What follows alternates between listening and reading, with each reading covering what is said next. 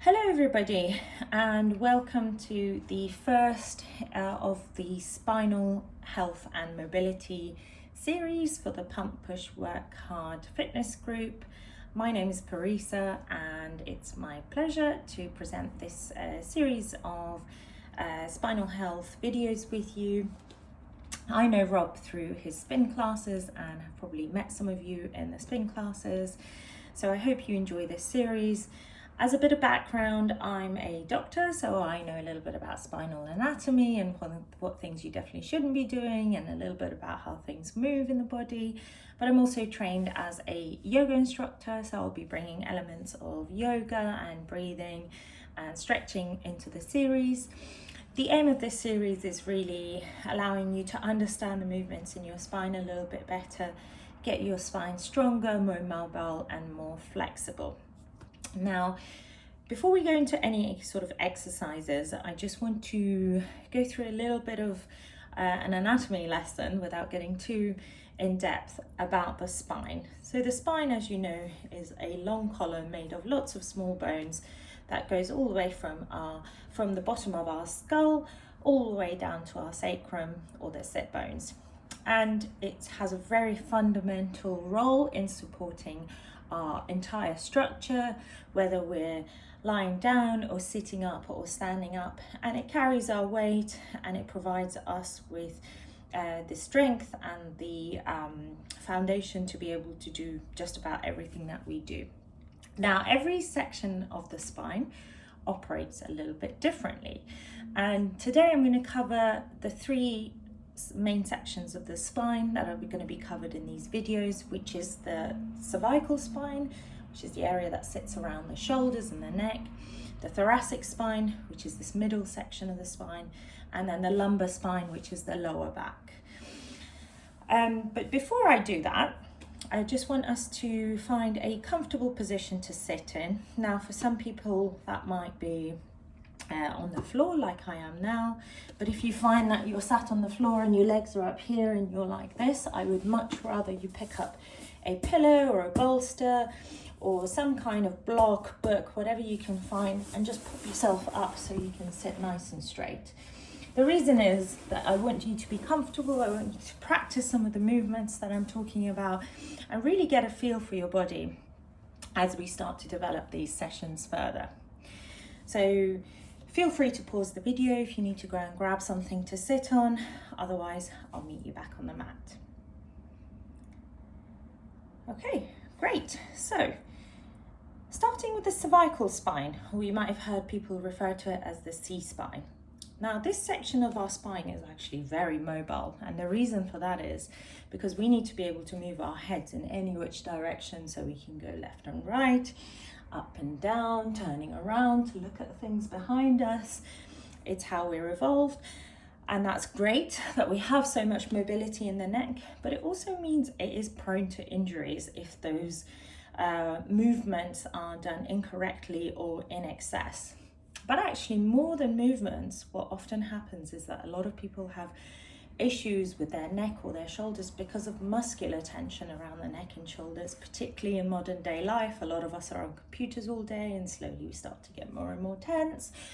Or if you have a manual job, for example, or if you're carrying a child always on one arm, carrying heavy bags, all of these things can result in aches, pains, and restrictions in movement around the shoulders and C-spine. Then we've got the next section, which is the thoracic spine. Now, this middle section of the spine is actually not designed to be very mobile. Why? Because it supports the ribs and it also protects a lot of important structures in our body. So other than some rotation and a little bit of flexion sideways and backwards and forwards, there isn't much that you can actually do with your thoracic spine. And there are still lots of strengthening exercises, there are lots of stretches that you can do, but apart from that, it's a fairly fixed part of the spine. Then we come on to the lower back. Now, the lower back is an interesting one. Again, it's very mobile. It's designed to be mobile because we essentially mobilize this section of the spine when we walk, when we hinge forward, when we bend backward, when we sit, and lots of other purposes, for example, for women during childbirth. All of these things make the lumbar spine, again, very prone to injury. And everyone is built very differently. So what my spine might do might be very different to what your spine might do. And I'll be building these reminders into the session to make sure you're paying attention to what each section of your spine is doing and what it feels like during the exercises. So we're going to start doing the exercises now. So make sure you're in your nice, comfortable position, wherever that might be. And just take a couple of nice deep breaths for me. And when you're ready, just close your eyes for a moment.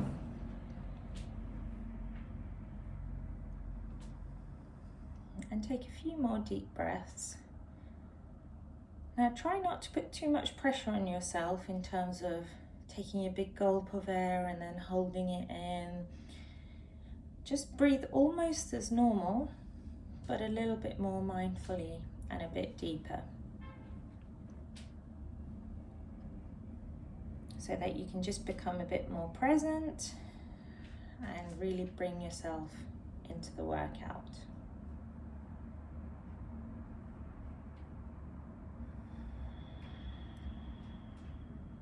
Take one more breath in. And if you want, you can let out a big sigh, just to release all that energy. Great. So first I'm going to do a few exercises to work on your neck and shoulders. So what I often find is during the day, I slowly start to get more and more tense as I've done more and more typing. And I use this first exercise almost as a reminder to myself to relax my shoulders. A lot of problems come from tensing the shoulders. Even during cycling, you can do it, or running. And one of the first things to do is be mindful of how much you're tensing your shoulders. So one thing you can do is restrict your shoulders and tense them as much as you can, almost sort of into an uncomfortable position. Take a deep breath in and sigh out and drop the shoulders as far as they go. This is something you can do at your desk at work if you're comfortable with your colleagues. You can do it in the bathroom, you can do it on the dining table. And this is just a cue for you to remember that the more you can relax your shoulders, the less sore they're going to become. And this is often why Rob will be saying in his classes, make sure you're not tensing your shoulders, because imagine if you're cycling for minutes or hours like this, then the shoulders are naturally going to become quite sore. And the next exercise is to stretch the trapezius muscles, or commonly known as traps, which is a big muscle group here around the back of the shoulder, which goes all the way from the neck round to the sides of your shoulder blades.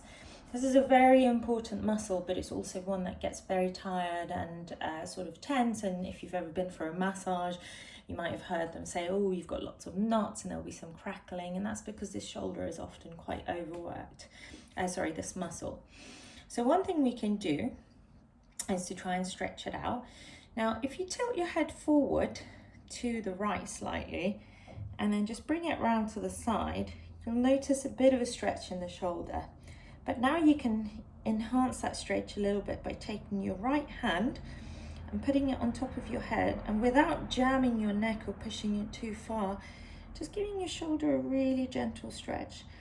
Now, for everyone, the point at which they feel the stretch is different. For some people, it's more forward. For some people, it's more sideways. So just have a little, very gentle play around until you can feel a really nice pull on the back of your shoulder and neck.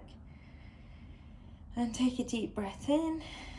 And as you breathe out, you might be able to go a little bit further. Now, remember, you shouldn't be feeling any pain in your shoulders at this point. So just be mindful. Now, when I do this, I feel that stretch all the way down to almost the lower back, because all these muscles are actually interconnected. So come back up and we'll do the exact same thing on the other side. So tip your head forward and to the side a little bit. Take your left hand, put it over your head, and just give it a really nice gentle stretch.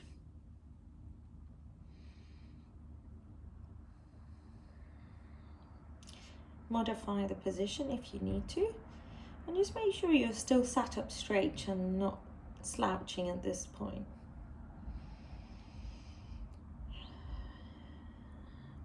And after your next exhale, Just gently come back up, and you should feel a little bit more light in your shoulders at this point. Now, I'm just going to move to the side to demonstrate something. Now, I mentioned earlier on that a lot of us have jobs where we're typing. And with time, we might start to get more tense in the shoulders, but we might also start to slouch. It's very common, as you all know. But also, if your job involves a lot of reading, or for example, you spend a lot of time on your phone, you'll find that most of the time you'll be looking down. So one small tip actually, which is very effective, is if you're a big reader or if you spend a lot of time on your phone, try and bring it up and look at it this way. It's a little bit awkward, but it's much better for you. And as you'll see in the video, my posture's immediately improved. So if you're on the if you're on the tube and you've got an hour-long commute, rather than reading your book here, it's much better to read it up here. And if you find at the end of the day you just feel really tired in your shoulders, between your shoulder blades, one thing you can do is a seated cat-cow. And how that works is you sit up nice and straight, and then you take a nice deep breath in. And as you breathe out, imagine someone's got a balloon and they're pushing your chest all the way to the back, but pulling your arms and your head forward. So you almost become a very curved C shape. And if you suck your tummy in, you'll go deeper into this stretch. And then as you breathe in, you come up and you grow tall. Now, you can puff your chest out a little bit with this one, but just don't cock your head all the way back so as to put strain on your neck. The objective is not for this to be a strong back bend, it's more to open your chest. And then breathe out again. And breathe in. And one more time. And in. Now, some of you may already be familiar with cat-cow, but if you're not, this is an absolute lifesaver of a pose, which again, you can do anywhere. You can do it from your work chair, you can do it sat behind the dining table, you can do it in the morning when you're getting ready, or whenever you feel like you're sore in your back, not just the shoulders and the neck, but anywhere else. And it really allows you to just move your spine and get some lubrication and release some of those areas of tension. Now, moving on to the thoracic spine, I mentioned earlier, the thoracic spine does not have nowhere near as much range of movement as the other two parts, but one thing that's very effective for releasing the thoracic spine is rotational movements. So we're going to start with a rotation to either side. So if you take your right hand and pop it behind you, now for some people behind is here, for some people is here. As long as you're not falling into your back or having to puff your chest out and you can sit up tall, I don't care where the hand goes. And then the next time you inhale, you try and grow really tall from the top of your head. And as you exhale, bring your other hand to the right knee and place it there. Then inhale and grow tall again. And as you exhale, see if you can twist around a little bit more. At this point, a lot of you will hear a little crack in your back. It's normal, don't worry about it. And as you can see, even I'm doing it. I'm starting to tense the shoulders. So just remember to relax the shoulders. And what we don't want is for you to pull your neck and your eyes all the way back to an uncomfortable position. Essentially what you're doing is going as far as your shoulder goes and looking behind you. And breathe in a couple of more times. And with every exhale, you might be able to go a little bit deeper. Make sure you're sitting up nice and tall. Suck the tummy in. And on your next inhale, come back to center. And we're going to repeat that on the other side. So take your left hand behind you, relax the shoulders, take your right hand and put it on your left knee. Breathe in, grow nice and tall. Breathe out and twist. Make sure you're relaxing your shoulders. Take a deep breath in. And with every exhale, you might be able to go a little bit further.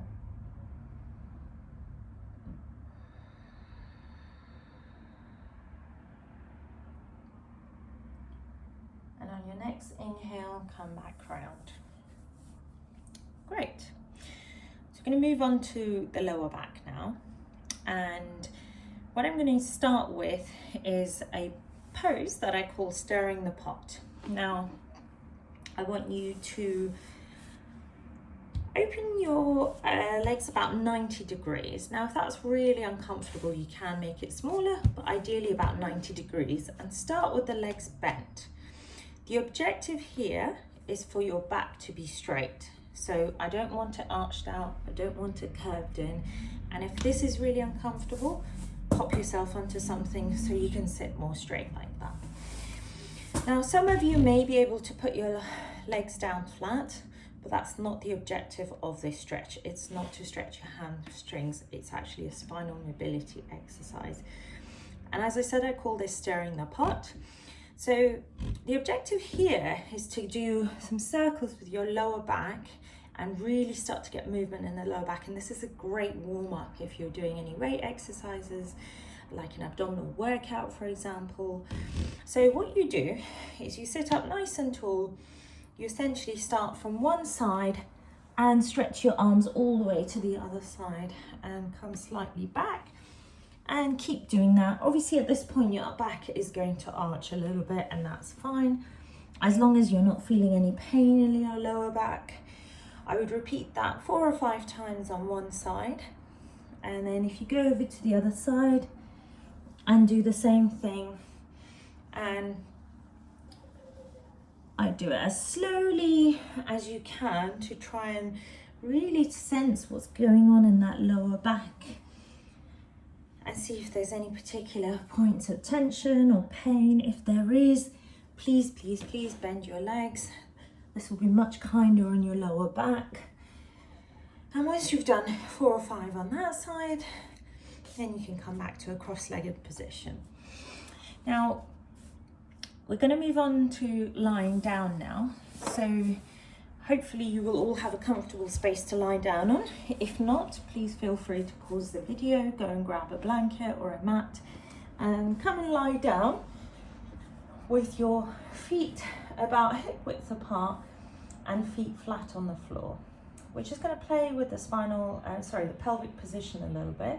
So if you pop your hands by your side and just get into a comfortable position.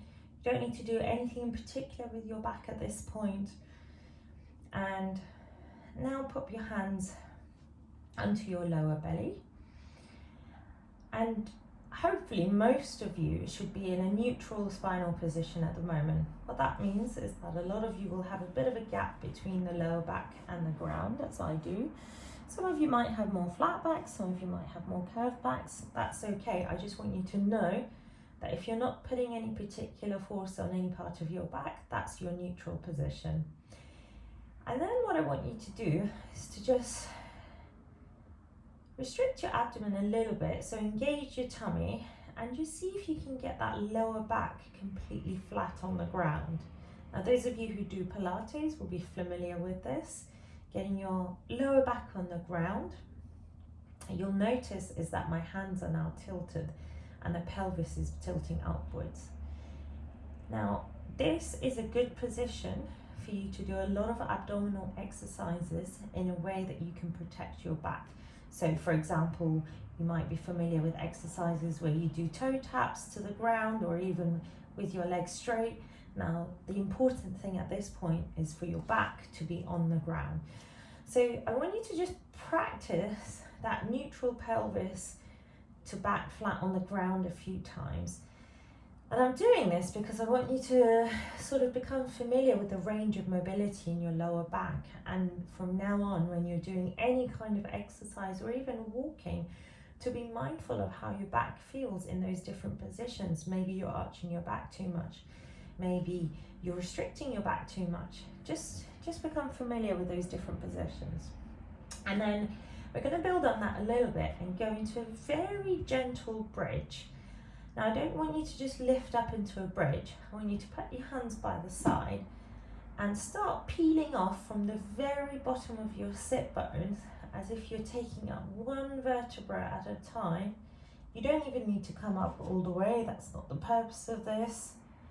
And take an inhale at the top and then do the absolute reverse. So starting from the top of your back, start coming down one vertebra at a time until your lower back hits the ground, and then go into neutral position. I'm going to demonstrate this a little bit better. So you tilt your spine, you tilt your pelvis, you peel off, and you come into a bridge. And then as you exhale, you bring yourself back down, and the last thing that happens is that you come into your neutral position. Now, this is a great mobilizing exercise for the spine. Obviously, a lot of you will know this as something that strengthens the glutes and the back, but it is actually a great mobilizer if you do it in that particular way as well. So throughout the day, feel free to do that as many times as you can for both needs.